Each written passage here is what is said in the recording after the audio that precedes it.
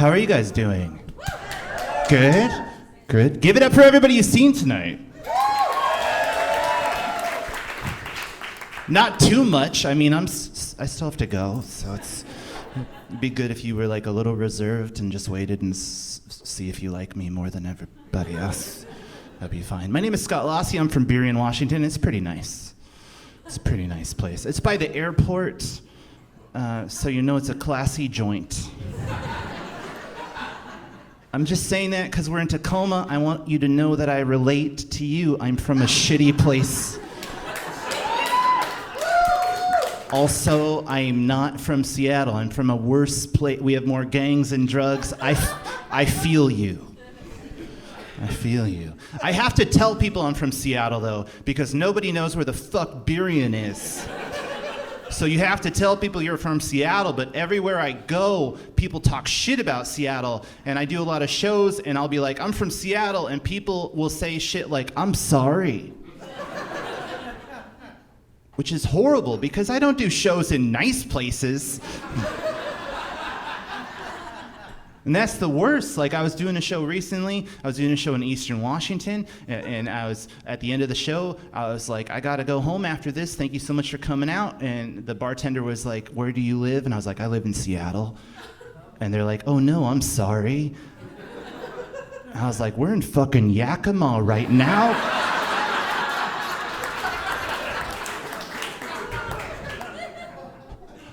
Certainly Seattle isn't as bad as this place. I don't think about getting stabbed that much.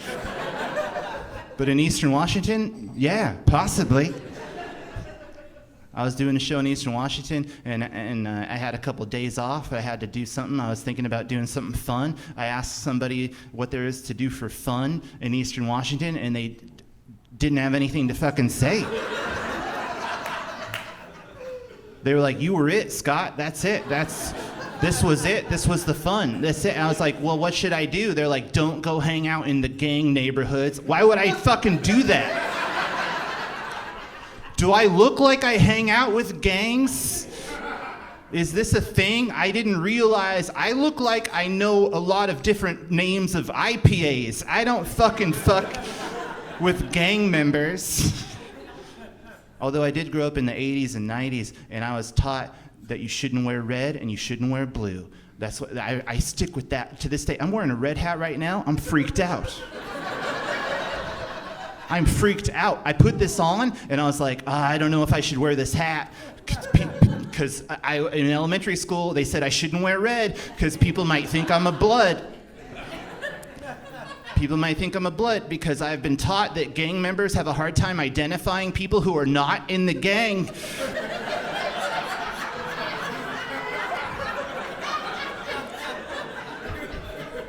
That's what my elementary school teacher told me. She's like, don't wear blue and don't wear red because they're going to know. They're going to be like, oh, shit, is that fat white kid on a Huffy in...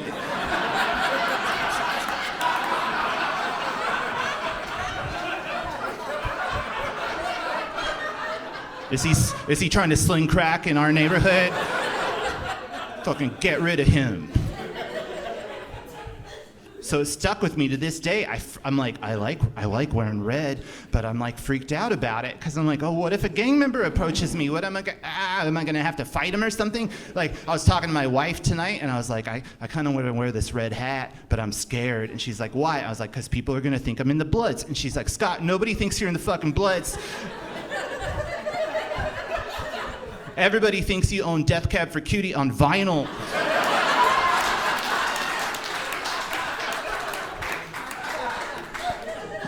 I was like, yeah, well, both of those things can be true.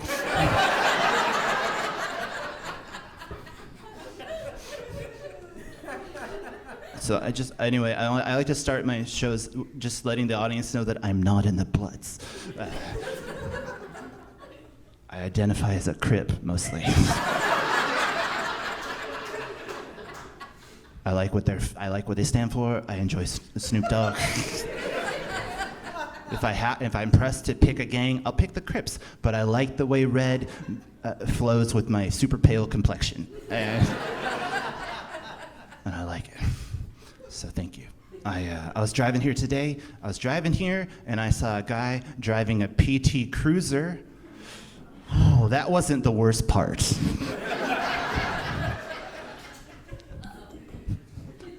He had a bumper sticker on the back of his car that said, 4 doors fit more horse.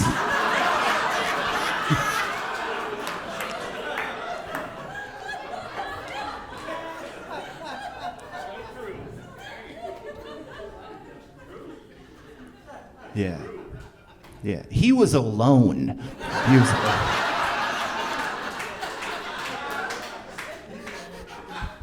Something tells me that guy is always alone. But also that's like that is the answer to a question nobody's asking. Like people are like, fuck Jeff, why'd you get 4 doors in your car? That's stupid. He's like, it's for whores. Oh, okay. That's fair. But also that means at one point in time, this guy went to a dealership looking for a car. And the sales guy was like, what are you looking for? What do you have in mind? And he looked at someone else and he said, well, it's got to fit a lot of people. I got big plans. And they're like, oh shit, we got minivans, we got sedans, we got all sorts of cars. You got a family? He's like, no, it's for whores. They're like, well, damn, dude, why didn't you say so? PT Cruisers are in the back.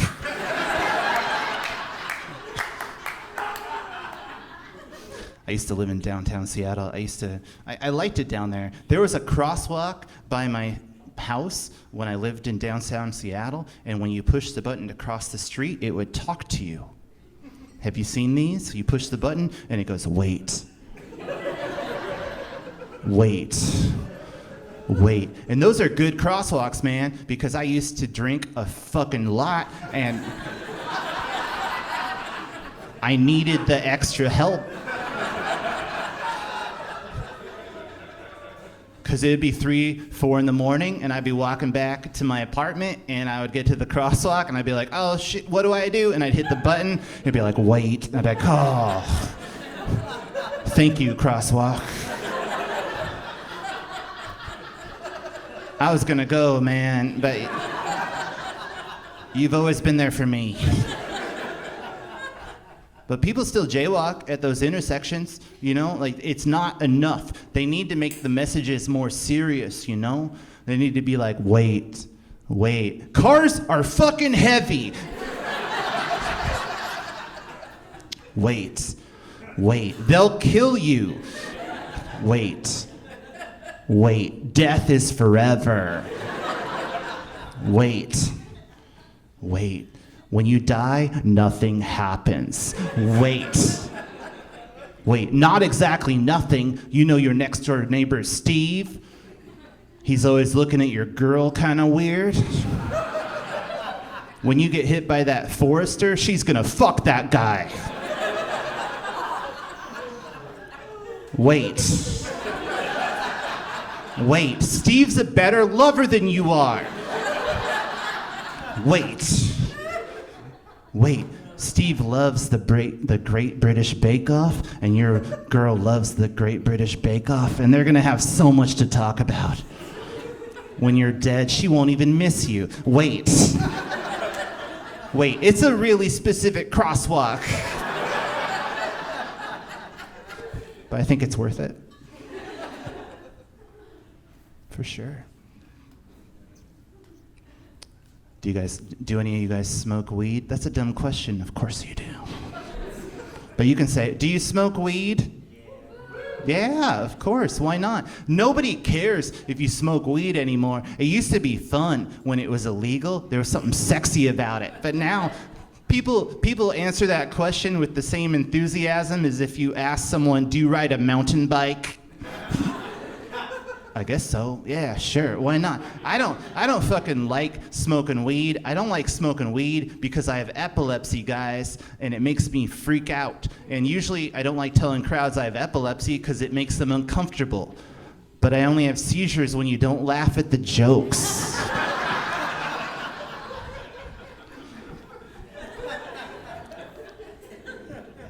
try me out. Let's see how. Whose night do you think is going to be ruined more? Not mine. I'm going to wake up at home. I won't remember any of it. I'll wake up at home, I'll be in my bed, and I'll be like, did the show go well? And my wife will be like, yeah, it was great. You guys are going to have to go to therapy and talk to somebody about it. Be like, this guy just bit his tongue for like 10 minutes. We thought it was part of the act, but nobody knew what to do. But I don't really like smoking weed. Makes me paranoid. And when I get paranoid, I get hungry also when I smoke weed. And when you have seizures, you bite your tongue. And when you get high, you get hungry, and you're like, maybe I could eat my tongue.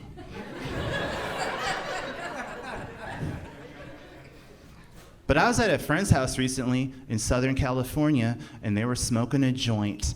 And I knew I was going to have to smoke it because I'm 44 years old, but peer pressure is a bitch. It never goes away. It never gets better. I was sitting around a campfire, and there was a guy playing Jack Johnson on acoustic guitar. And there was these surfer guys, and they were passing a joint around. I was like, oh shit, I've seen this after school special. I have to do it. I have to do it. They're gonna call me a dork or something. I'm gonna get high.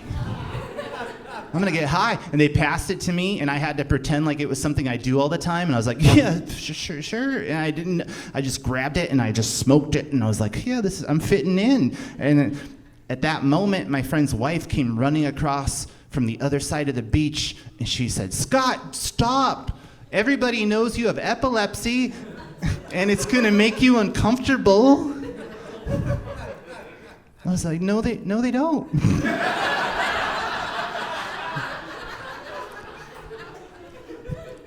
None of these people know I have epilepsy because that is not generally how I introduce myself to strangers. I don't go, hey, I'm Scott Losse, I have epilepsy, it's nice to meet you.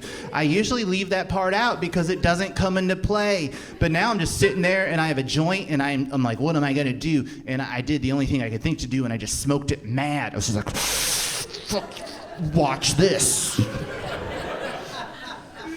You don't know what you're talking about. And I passed it to the next guy, and I was like, hell yeah, I fit in. I'm fitting in. But then a couple minutes passed, and I ran back over to her, and I was like, man, you had a really good point about drug use back there. I'm freaking out right now. I think I'm gonna have a seizure. Can we leave? We gotta get out of here. And she said, it's okay, Scott, let's go back to my place. We're gonna make dessert. Do you like desserts? I was like, how did you know I like dessert? Absolutely. So I went back to their place, and we were making a dessert. And she turned to me and she's like, Scott, can you do me a favor? I need to crush up a bunch of candy bars and stuff, and I don't have a mallet, but I do have a hammer.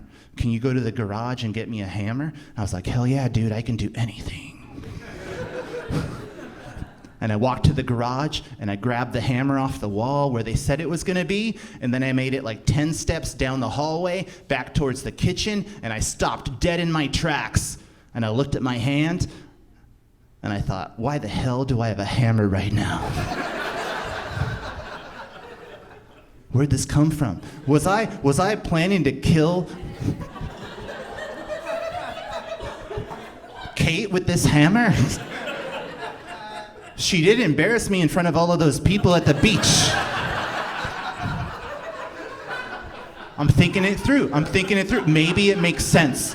It seems kind of aggressive, but also that was humiliating.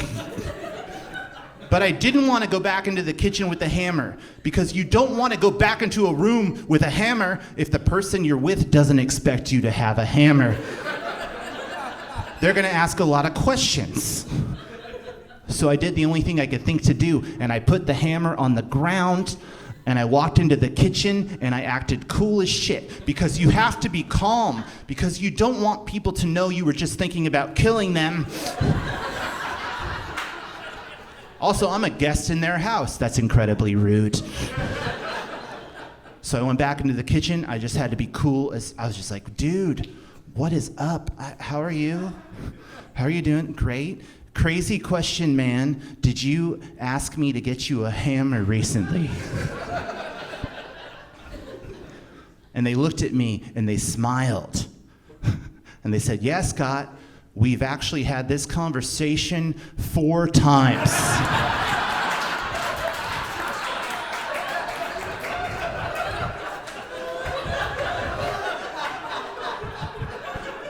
This is the 4th time you've come back.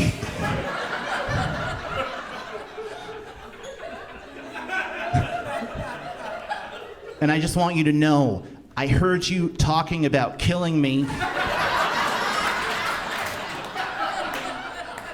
in the hallway, and I don't think you're gonna do that. But it's getting late, and we gotta make this dessert, man. So I need you to go pick up the hammer and just come back. I don't smoke weed anymore. It's rough, man. It's heavy. I'm anti-drugs. Actually, I'm not anti-drugs. It's just like, I bought edibles the other day, and like, because they help me sleep. But the problem is, when I do edibles, I forget I'll take them at night, like an hour before I want to go to bed, and then it'll hit perfect, right? Right when you go to sleep, and then I'll wake up to like go pee a couple hours later, and I'm like, what the fuck is happening?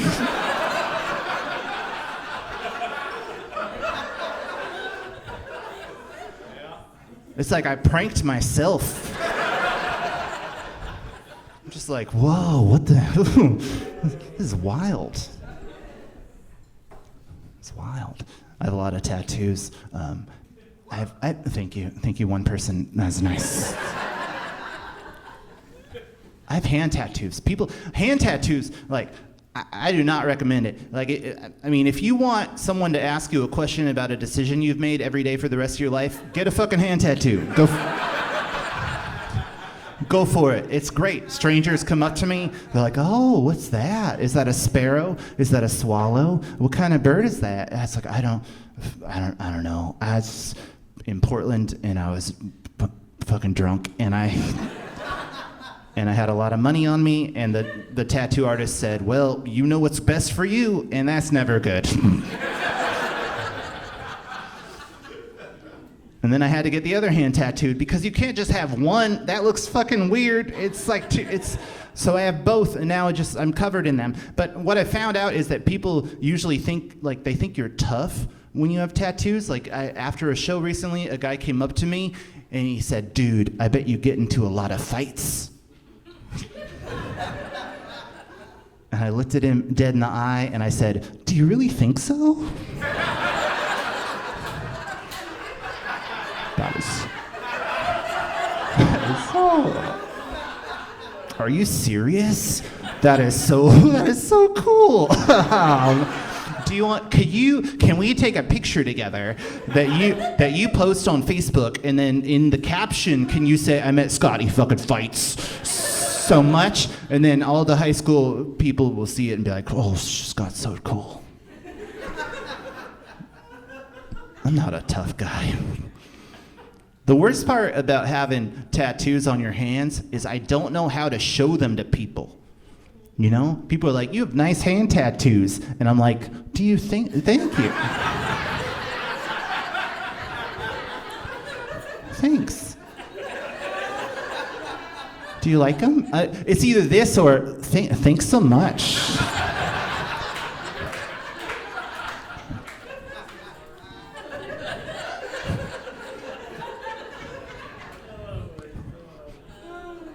Like, there's no tough way to show a hand tattoo. Like, there's no tough way to do. No, that's too much. It's not my personality. I'm just not a tough guy. Like, I'm a middle lane guy. That's what I figured out. I'm like not fast enough for the fast lane. I'm not aggressive, but I'm not like a total pussy in the slow lane. I'm just in the middle, doing my shit. I want to be left alone. You know, that's my life. But I drive a lot for stand-up, and recently I decided to get into the fast lane. And it was cool. I was going like 64 miles an hour.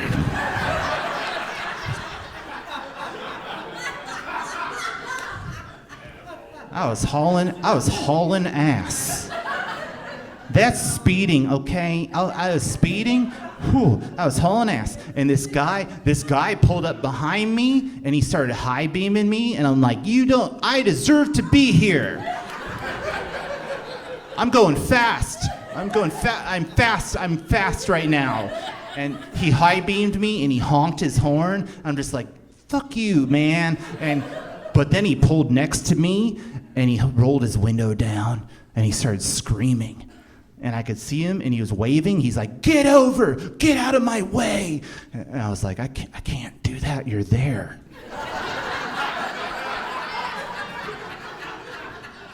You're in the way. I want to get out of the way, but now you're in the way. And he drove off and I was like, whatever, screw that guy.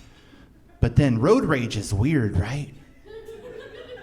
Road rage is weird, because like a minute later, I was like, did that guy just disrespect me?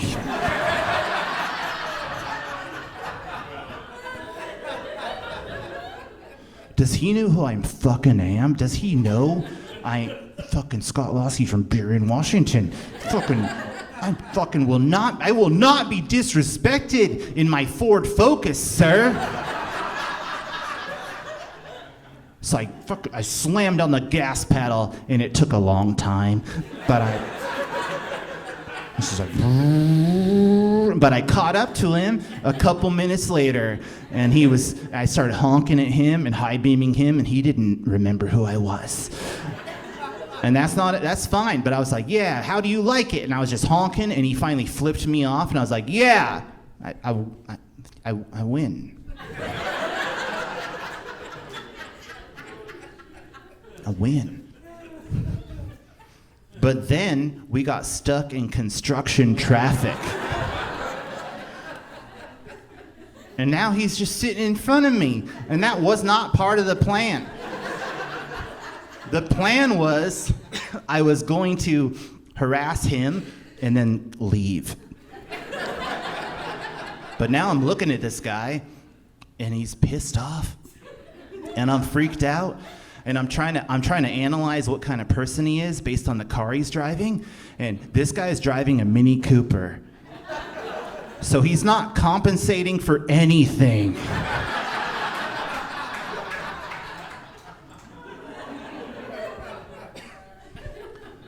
This guy's got a gun and a giant dick. And he's gonna follow me home and show me both of those things.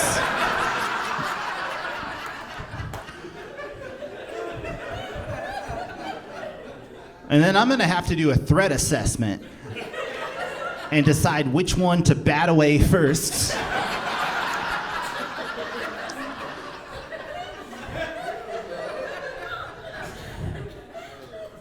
And I'm from Seattle, so I'm kind of liberal, but I'm not like anti-gun or anything. Like, I'm not trying to take your gun away, but also if you kick somebody in their dick, that's a hate crime. For sure. So I didn't know what to do. I had no idea what to do. So I turned to my wife, who had been there the whole time.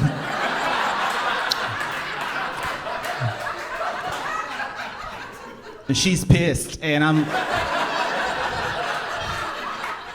she's like, what are you doing? And I was like, hey, shh, honey, I'm sorry. Janelle, I'm sorry. This guy is really mad, and I'm gonna have to let him fuck me and kill me.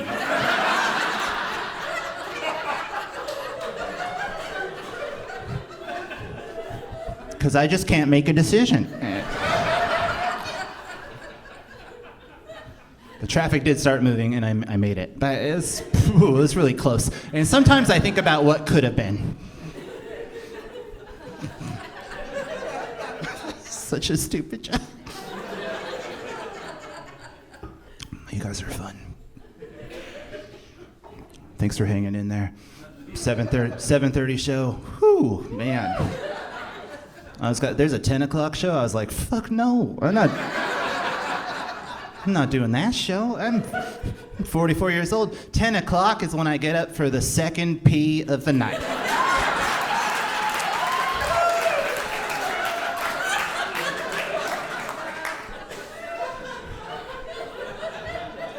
That's not a time to be entertained or entertain other. The sun is out. I want to be home before it sets. I got older. I don't like driving at night. It's scary. I'm gonna tell you. I love it's the old people show.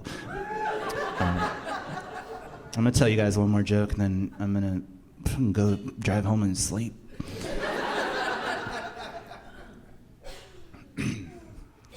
I have Chihuahuas. I have 2 Chihuahuas.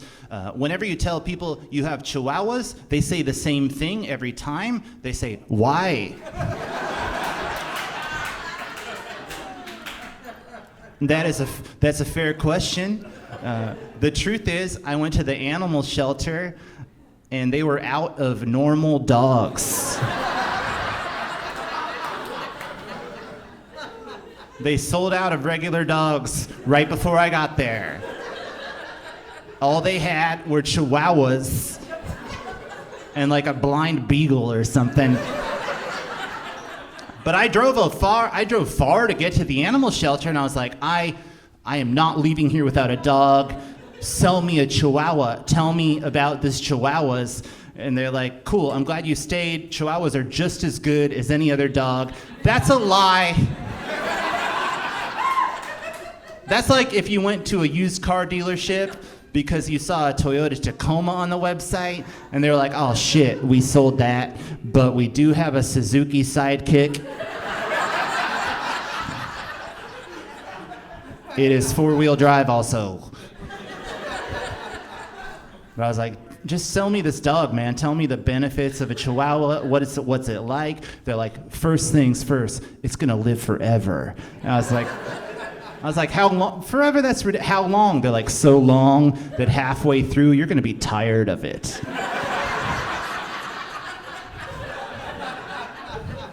You know how normal animals just die? These don't. Its mouth will be rotting, and it will be blind. And you're gonna bring it to the vet, and you're gonna be like, can we just... And they're gonna be like, no, you can't do that. That's not... You can't just buy animal killing. You can't, that's not... You can't just put it down because you're tired of it. Like, but it fucking smells. I was like, okay, tell me more about this Chihuahua. I'm like, will it like me? They're like, no. It's gonna like somebody. But maybe you, that somebody could be you. It just might be the neighbor. I was like, shit, man, this sounds horrible. All right, last question. How much does it cost? They're like, well, it's funny you ask, because today we have discounts on Chihuahuas. They're normally $150, but today they're $25. I was like, well, fucking A, bag that shit up.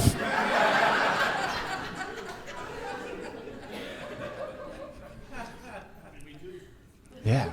So I got a Chihuahua named Beats, named after the root vegetable, not the headphones. I was walking Beats downtown, and a guy came up to me, and he was like, oh, your dog's so cute. What's her name? I was like, her name is Beats, named after the root vegetable, not the headphones I can't afford. They're like, oh, cool. But it was Seattle, so they ask a Seattle question, like, oh, does your dog have a wellness plan? Fuck no, my dog doesn't have a wellness plan. My dog has 3 rows of bottom teeth. They fall out, the other one, it's like a shark.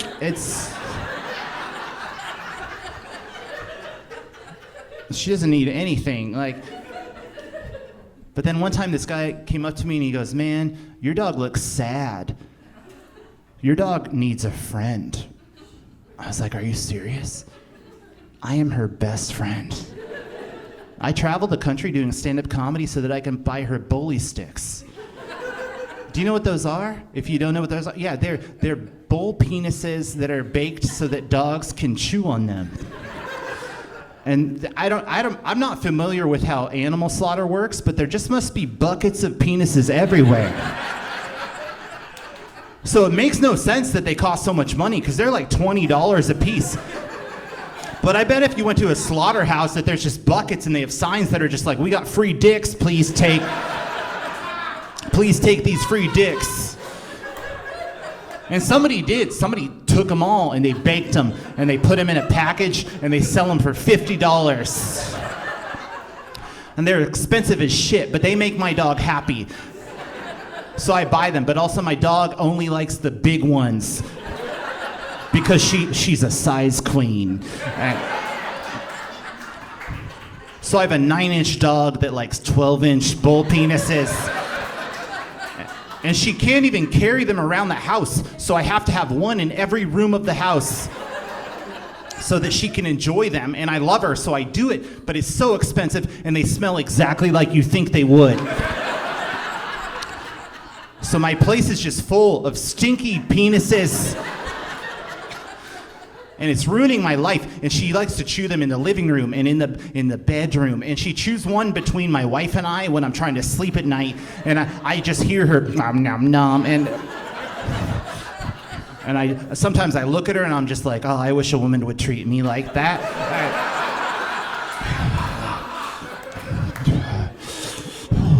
You're a good woman, Beats.